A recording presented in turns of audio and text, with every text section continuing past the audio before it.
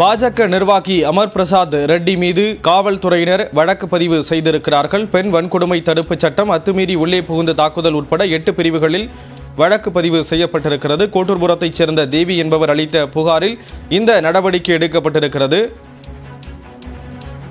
Amar Prasad ரெட்டியின் car ஓட்டுநர் ஸ்ரீதர், நிவேதா உள்ளிட்டோர் மீது இந்த வழக்கு பதிவு செய்யப்பட்டிருப்பதாக கூறப்படக்கூடிய நிலையில் பாஜக நிர்வாகி அமர் பிரசாத் ரெட்டி மீது கோட்டூர்புரம் போலீசார் வழக்கு பதிவு செய்திருக்கிறார்கள்.